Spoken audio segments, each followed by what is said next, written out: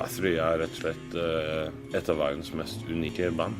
Jag tycker det är ett av de starkaste musikalska ögonblick jag haft, och det var nog första gången jag knytte kontakt med mörkerdimensioner i musik. Inte nog med att det gick i ett rasande tempo, utan det var svensk också.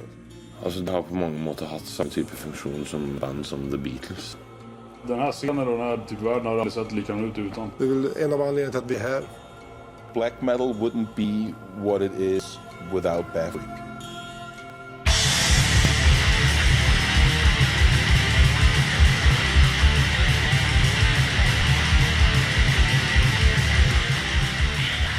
Jag och Fredrik, och Freddan, Fredrik som var min kusin, vi var jävligt inne på den tyngre liksom, delen av hårdrock. Och sen så var det ju en våg där punken ändå låg kvar på något sätt, och vi tyckte om punken, så vi hade alltid en vision om att spela någon slags snabb Black Sabbath-variant. Då skulle vi starta ett band, så vi satte upp en sån här lapp att vi sökte gitarrist och sångare. Och så kom vi i kontakt med Ace då. Vi förstod inte riktigt att det var han, för att han såg lite sådär äldre ut än vad vi gjorde, och han såg förjävligt, så han var ju jävligt sådär liksom uppfixad och mycket mer än vad vi var. Han hade så här randiga baletttrikåer på sig nästan jämt, och kycklingben som hängde och liksom långt svart hår, och liksom, han var ju helt rätt redan från början då. Och sen hade vi replokal precis bakom hörnet, och så gick vi ner och spelade direkt. Det var en studio ute i Kista. Och när de började spela så började ju faktiskt undra om det skulle låta sådär. Det var ju bara ett jävla mangel. Så då ifrågasatte man väl om man överhuvudtaget kunde spela. Och så här, är det riktiga ackord? Vad fan är det här för någonting? Han var väl en av få som inte lyssnade på någonting liknande det han själv höll på med.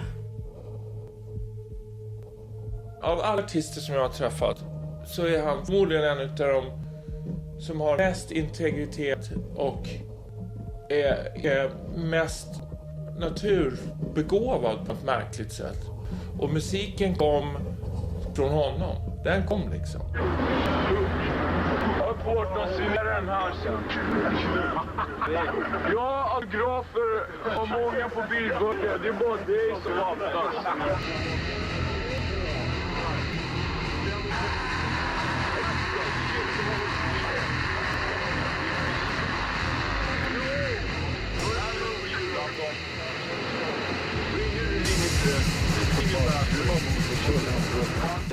Började ju Ace göra mer och mer på skivorna själv i princip. Och då var jag ju helt borta. Jag tror att det är timingen och han.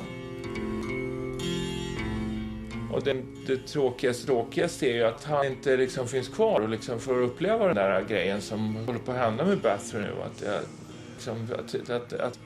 Att historien håller på att ta ut sin rätt nu. Och han är värd att liksom vara med på det nu. Det är ju synd att han inte är det. Plus att han förstås hade jävligt mycket mer att ge musikaliskt. Det kändes som att han var ju outtömlig. Han kunde ju hålla på att hela livet.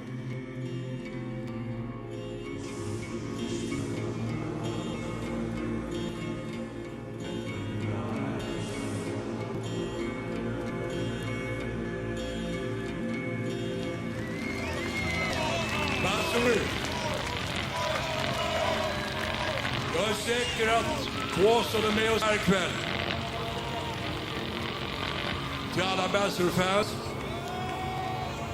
Tack för all support under alla år.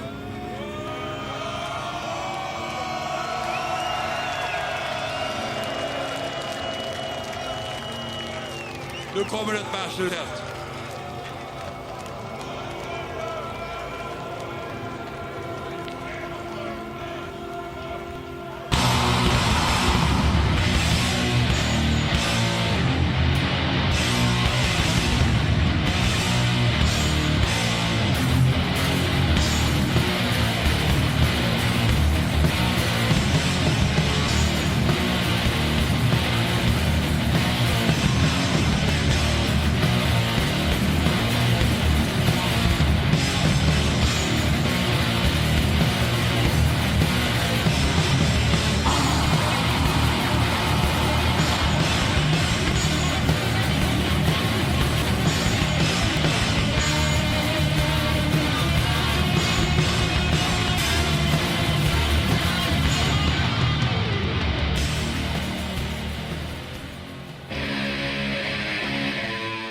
I och med att Upplands Väsby var ju väldigt mycket en arbetarförort till Stockholm, så var det väldigt naturligt att hårdrocken fick ett enormt stort fäste.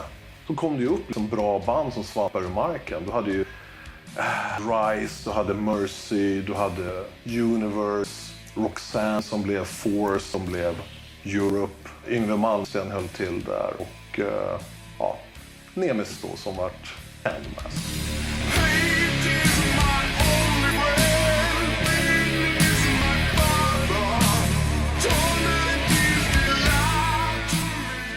Ja, vi hade ju inget skivkontrakt. Det var ju typ nästan så att vi funderade nästan på att lägga ner band till och med på den tiden. Messiah Marcolin var en dåre från Ronneby, Småland, alltså, som ringde upp mig på kvällen eller på natten och bara skrek att han skulle vara Cannons nya sångare. Jag fick en kassett skickad till mig från en kompis och jag lyssnade på det här, jag tror det stod Cannons på. Och liksom, jag visste inte ens att det var för Sverige, jag tyckte bara det var så jävla bra. Så jag ringde upp han liksom, vad är det här för något? Det är skit, det är liksom nästan lika bra som Trouble, tror jag. Så där, liksom, men jag tyckte det var riktigt bra då. Så jag tror jag fick Leif Edling nummer. Började ringa honom och tjata om provspelning, så fråga liksom, har ni sångare och sånt. Det gick ju bara några veckor så hade jag flyttat till Upplands Väsby. Ja, bara satt fullt ut liksom. Jag kände att det var inte rätt och att jag kunde göra bra, så det funkade ju också. Han hade ju lärt sig alla låtar utan och innan på Epic, så sjöng det jävligt bra så att säga. Så att klarade jag mig i bandet så.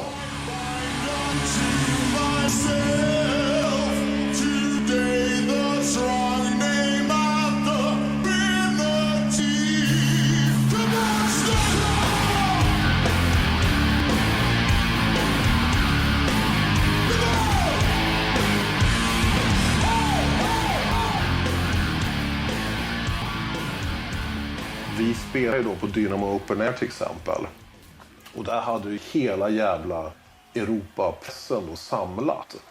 Och alltså det jävla gigget var ju som toksuccé. We're going back tonight for our new album. And I think these guys at the front here, they know the lyrics, don't you? Dagen efter vi åker hem Dynamo, då var fan med världskändisar alltså i metalbranschen efter det gigget. Där fick vi det stora genombrottet.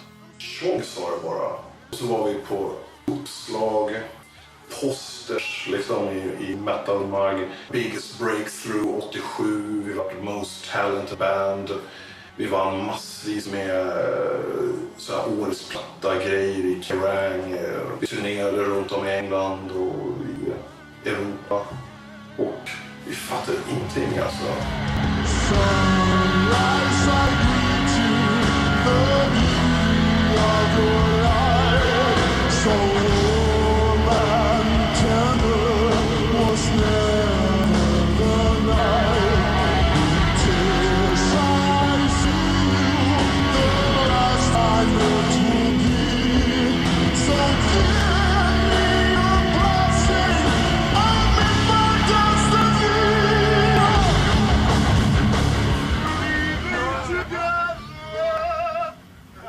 Ska man få ett band att fungera så måste ju 4 eller 5 pers som drar åt samma håll och kan samarbeta, kan prata med varandra, kan kommunicera.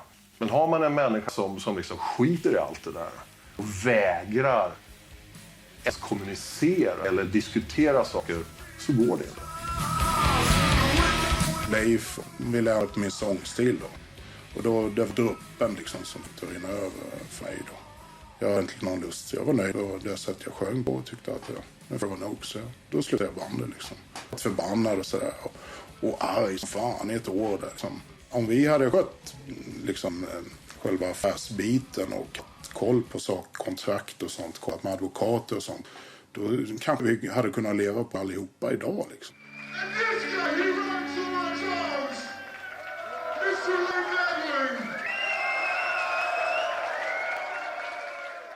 Men jag känner mig extremt privilegierad alltså att kunna ha haft gjort det under 80-talet och även efter 90-talet då kunna ha haft en revival och kunna sälja plattor och fortfarande kunna vara ut och lira liksom. What's the